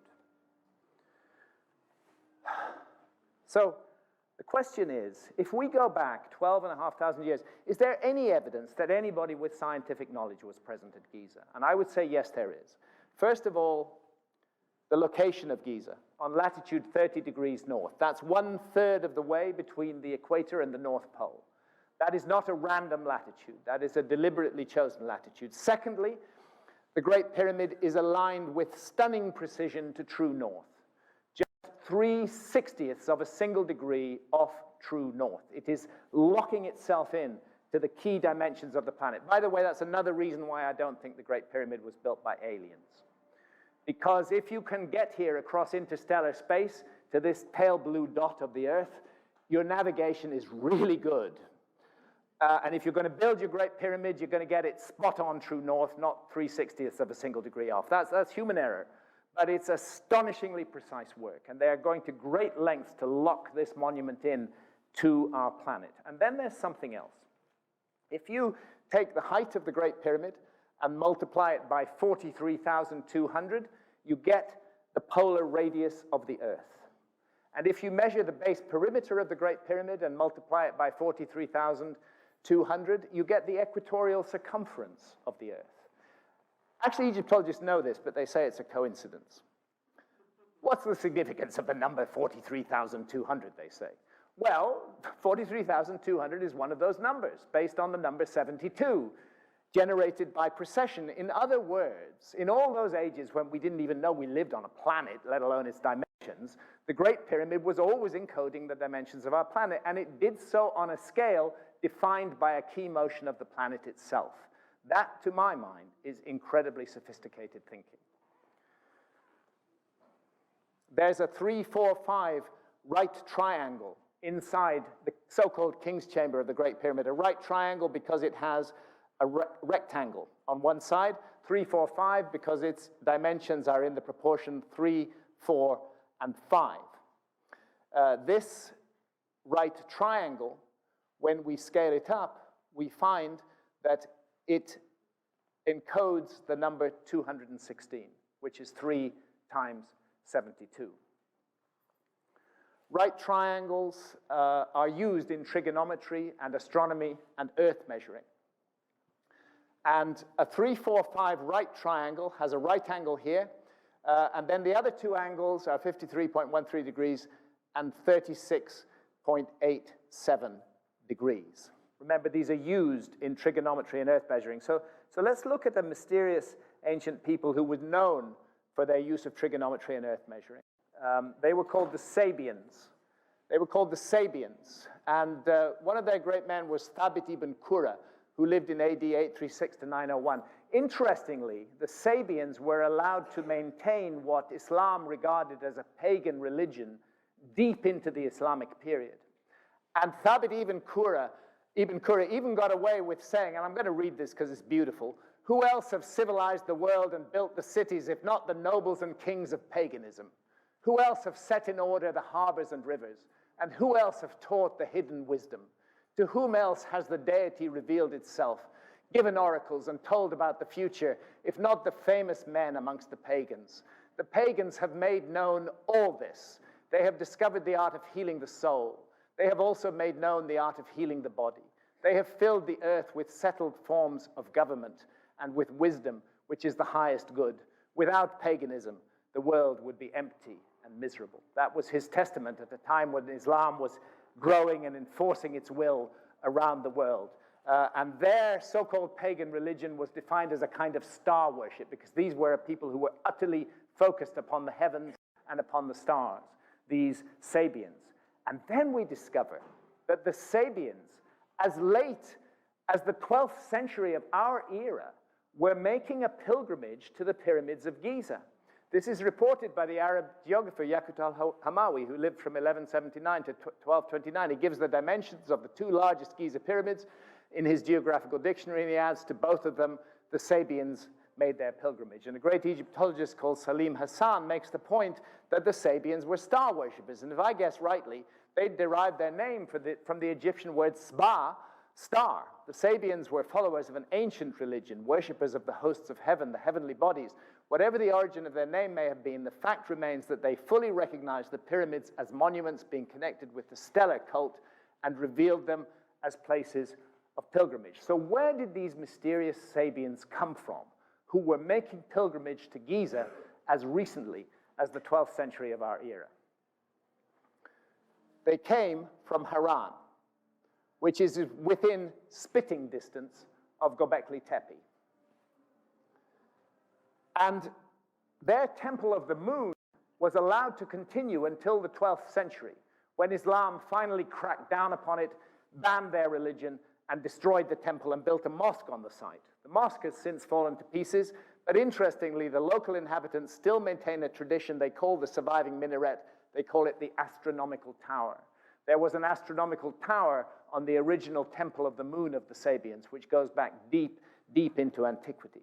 Now, here is a discovery of, I believe, rather extraordinary importance. And it's made by an archaeoastronomer called J.Q. Jacobs. And he's noticed something odd about the latitude of Haran. Haran is renowned as a Sabian center associated with a moon temple and as an earlier Sumerian center. Haran was an important, once populous prehistoric crossroad. And Jacobs says, I noticed Haran's latitude is 36.87 degrees, the acute angle of a 3-4-5 geodetic triangle. Was knowledge of the latitude considered in locating a moon temple at Haran? When is a moon temple an observatory? When is idolatry an exact science? You see, the latitude of Haran is 36.87 degrees. And 36.87 degrees is not a random number. 36.87 degrees is the acute angle in a 3-4-5 right triangle, which is a very important instrument in trigonometry and earth measuring.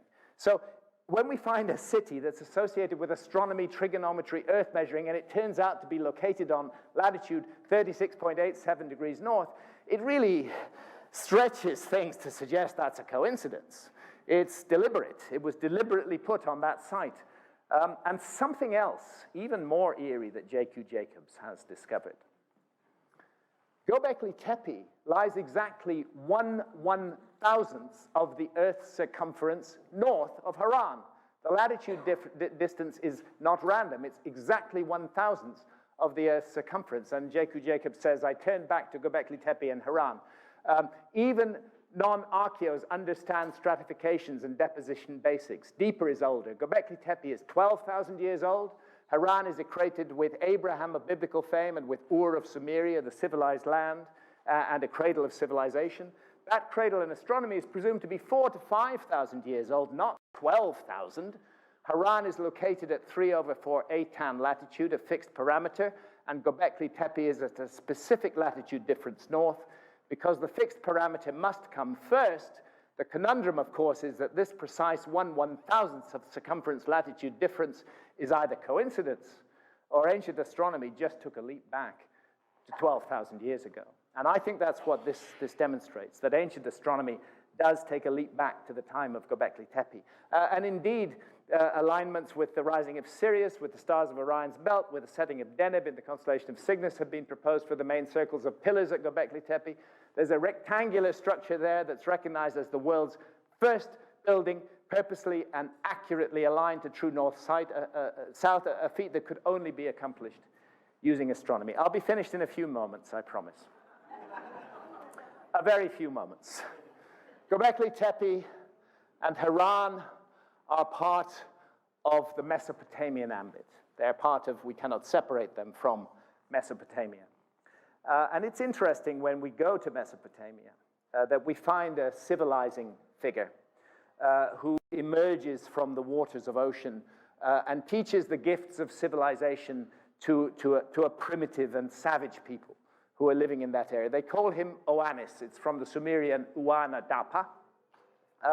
And he leads a group of 7 sages, the 7 Apkallu.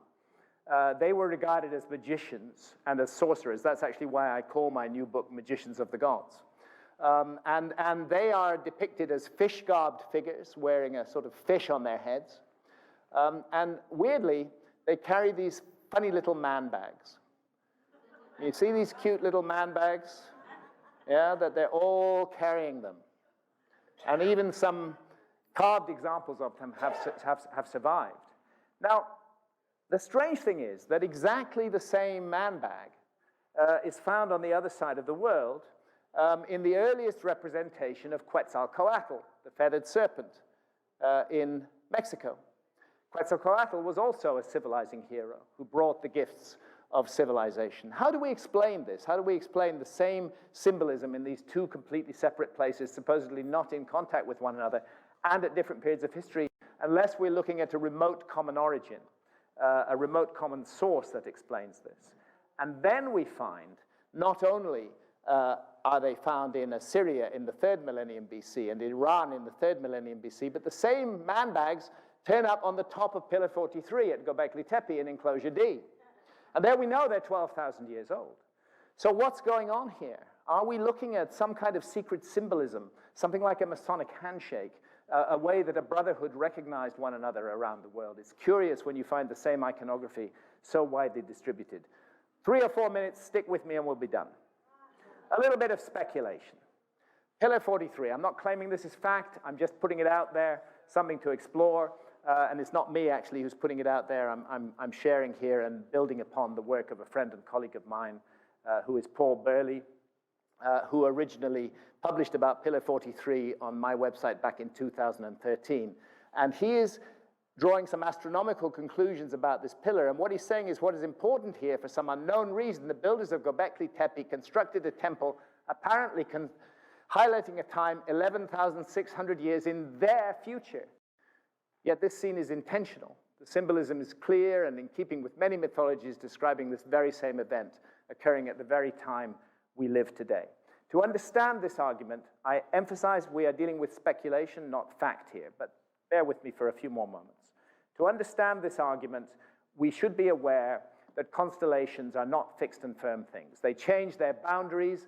Sometimes different cultures use a bit of one constellation and that we see as one constellation and a bit of another constellation. For example, the Mesopotamians had a constellation of the Bull of Heaven. It has a lot in common with our constellation of Taurus, but also they share the Hyades cluster as the head, but also a lot of differences. They grab different other stars. The bow and arrow constellation of Mesopotamia is very like the bow and arrow constellation of China, but in the case of the Chinese, the arrow is shorter and Sirius doesn't form the tip, it forms the target. The ancient Egyptians saw the constellation of Draco, weirdly, as a hippopotamus with a crocodile on its back. We depict it as a dragon in the heavens. So these are the images we impose upon the sky, the stars we connect together. It's rather flexible. This is the area of the sky we're interested in, the area which is divided by the Milky Way and by the dark rift at the heart of the Milky Way. On one side is the constellation that we know as Sagittarius, and on the other side is the constellation that we know as Scorpio.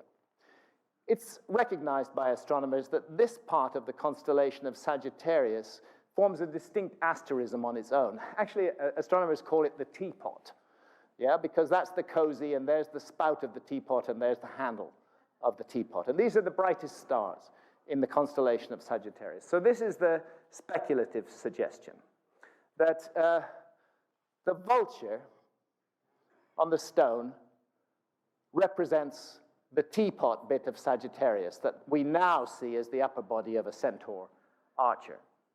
And something that adds to that is if we look into the devolution of these ideas down the ages. If we go to Mesopotamia, we'll find depictions of Sagittarius on Kuduru stones from the Babylonian period, the 2nd millennium BC. Well, this one looks pretty painful, I have to say. But the relationship of the scorpion to the winged figure is rather like the relationship of this scorpion to the winged figure. And here the Sagittarius figure has actually got the body of a scorpion and the feet of a bird, rather like this bird here. Did the idea that there should be a scorpion and a bird in this region of the heavens persist for thousands of years, even while other figures changed their character and the notion of a centaur archer was introduced? Cutting a long story short, what we're suggesting is that that's how they saw the sky at Gobekli Tepe. They give us a constellation diagram here. Sagittarius, the head of our Scorpio is this little chick here. The tail of our Scorpio overlaps this scorpion. Here is the corona australis, and so on and so forth. That this is the constellation diagram. Here is Ophiuchus, the serpent holder. Here is Serpens, the serpent that Ophiuchus holds. When did this happen? When does the sun sit there in the picture as we see it on pillar 43? Does that help us to pin this down? Again, it must be at one of the key moments of the year, venerated in ancient cultures since time immemorial. Well, it didn't happen, if it happened 9,600 years ago, it didn't happen at the spring equinox, because then the sun was in Leo. It didn't happen at the autumn equinox, because 9,600 years ago, the sun was in Aquarius at the autumn equinox. It did not happen at the summer solstice, when the sun was in the claws of Scorpio. And it did not happen at the winter solstice 9,600 years ago when the sun was in Taurus. Again, cutting a long story, very short indeed, the only time this happens is at the winter solstice in our epoch, the epoch of the 21st of December, 2012. Yeah? Just when we thought it was safe to get back in the water after all the fuss about the Mayan calendar, here's Hancock banging on about the Mayan calendar again. Let's look at this a little bit further. My friend and colleague, John Major Jenkins, is one of the great authorities on the Mayan calendar. And John had been making it clear for years that the Maya did not say the world would come to an end on the 21st of December 2012. That is never the claim of the Mayan calendar. What he rightly says is that the ancient Maya believed that the years around 2012 would be attended by great changes. And in accordance with their world age creation mythology, the transformation of human beings into something completely new. Actually, you cannot separate the Mayan calendar from the precession of the equinoxes. In the Mayan scheme of things, 21 December 2012 marked the end of the 13th Baktun of the 4th age of the world. And we now live in the 5th age of the world, the beginning of the 5th age of the world. All the numbers of the Mayan calendar are precessional numbers based on the precession of the equinoxes. And this is something that it's very important to keep into account. What they were observing was the slow movement of the sun towards alignment with the center of the galaxy on the winter solstice, the moment of cosmic rebirth. And the center of the galaxy was of great importance to the ancient Maya. They saw this as the cosmic womb, out of which the new age would be born. So this is profound and powerful symbolism. When the sun on the winter solstice, the death of the old year, the beginning of the new, lines up with the center of the galaxy like a bead on the end of a rifle barrel. And that has been unfolding slowly because of precession for thousands and thousands of years, and it's only in our time on the winter solstice that the sun sits there targeting the galactic center. And it's a window.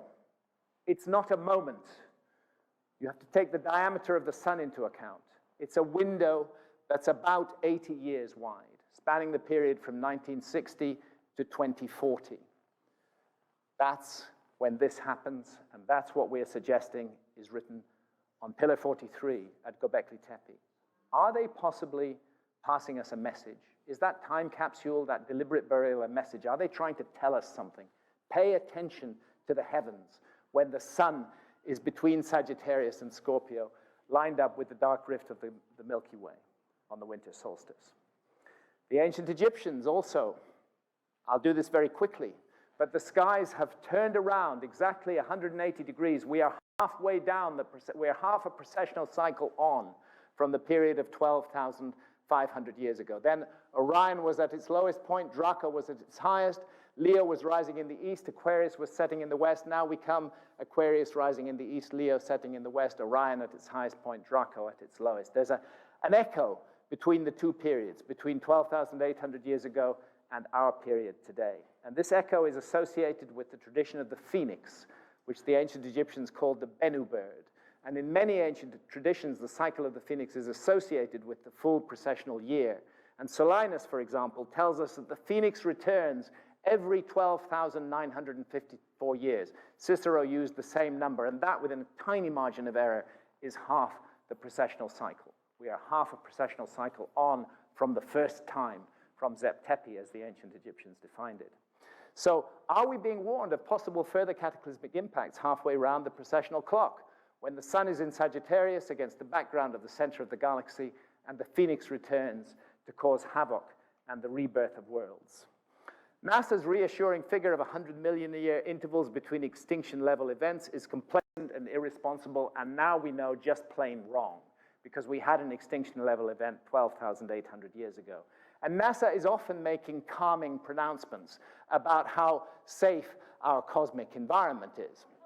And it says that all known potentially hazardous asteroids have a less than a 0.01% chance of impacting the Earth in the next 100 years. Well, that's true. But the problem is the unknown ones. The problem is the ones they haven't seen yet. And the scientific estimate is that so far only 1% of potentially hazardous asteroids have been identified, with 99%, more than 100,000 of them, still awaiting discovery, crossing the orbit of the Earth. We had an example of this just recently, the so-called Halloween flyby of a half-kilometer wide, actually part of a comet, half a kilometer wide, that passed just the moon's distance from the Earth. Now, the moon's distance from the Earth sounds like a lot, okay? But in cosmic terms, in this vast universe, that's like a bullet whizzing by and taking off your ear. The problem is that that half-kilometer object, which would have changed life on Earth had it hit us, was only noticed by NASA 20 days before it passed us, with no time to do anything about it. And scientists are becoming actually more and more concerned that Earth could be at risk of meteor impacts, and we might wrongly have assumed we're in a safe era. And this is the view of the astronomers whose attention I've drawn you to, and their mathematician colleague Emilio Spidicato at the University of Bergamo. They've done the calculations on the Taurid meteor stream. They are certain that there's between 1 and 200 asteroids more than a kilometer in diameter orbiting within the Taurid meteor stream, and that there's one of them that's at least 30 kilometers in diameter. And this unique complex of debris, they write, is undoubtedly the greatest collision hazard facing the Earth at the present time. I am not here to say the end of the world is nigh. I do not want to manifest any kind of gloom and doom. Never, never, never. This is a problem we can do something about. It's a matter of choice. I like the little cartoon. All I'm saying is, now is the time to develop the technology to deflect an asteroid. We have the technology. We have it already. We have the technology. I won't go into the details. There isn't time, but we have it. We have the technology to make our cosmic environment entirely safe and to ensure that no such risk, no such extinction-level event need ever happen again. But at the moment, we're so busy generating this climate of global hatred and fear and suspicion. We're so invested in military expenditure, trillions of dollars on military expenditure, what to do, to murder and destroy one another, and almost nothing. Few $10, $20 million is all that the global community spends on looking out for asteroids and comets right now. The choice is ours. We do not need to be the next lost civilization. We can do something about this, but we need to put our eye on the ball. What is needed is a grand human project that brings together all of humanity as brothers and sisters that we truly are, to protect this wondrous planet that the universe has given us. Last two slides. Taken from NASA satellites.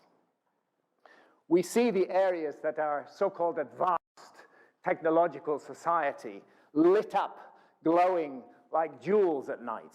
And this is usually taken as a sign of the technological advancement of our society. I mean, the tragedy is when you live in a city, you can't see the bloody stars because of light pollution, But if you're looking down on the Earth, you certainly see our cities glowing with light. At the same time, areas, much of Africa, the Kalahari Basin, where the Kalahari Bushmen live, for example, or the Amazon Basin, are completely dark because these areas are not electrified. They're not centers of technological progress. And indeed, there are uncontacted tribes in the Amazon who When an airplane flies by, that's the first time they knew we even existed. Okay? Now, this is the interesting thing. Our civilization is very fragile, I believe. We're very strong in one way, and we're strong because we specialize. Everybody's really good at something, but not very good at anything else. I have no idea how to survive. If I were put in a survival situation, I'd be gone within a week. I don't know what to do. I write books. I'm not a survivalist. The networks of our society are deeply, complexly interconnected, and that's where our strength comes from. But if you fracture those networks, if you admit a global cataclysm into the picture, our advanced technological civilization, which has, like Atlantis, become arrogant and cruel, which does impose its will all around the world, which does not wear its prosperity with moderation, our technological civilization would fall completely and would be gone. And those who would carry the human story forward would be the meek of the earth. It would be the hunter-gatherers, because they have the survival skills. They exercise them every day. A cataclysm like this would barely touch them. Some of us who survived might settle amongst them and try to share some of what we know with them and depend upon them for our survival. And 10,000 years from now, the descendants of those hunter-gatherers might remember a time in myth and tradition when a great advanced civilization with almost magical powers lived upon the earth. My goodness, they could fly in the sky. They could go to the moon. They could speak to one another on the other side of the planet. The only problem is that that lost civilization would be our own. Let's make sure it doesn't happen. We've been given a precious gift by the universe to live on this gorgeous garden of a planet, and the privilege to be born in a human body. All that's needed is love. Thank you.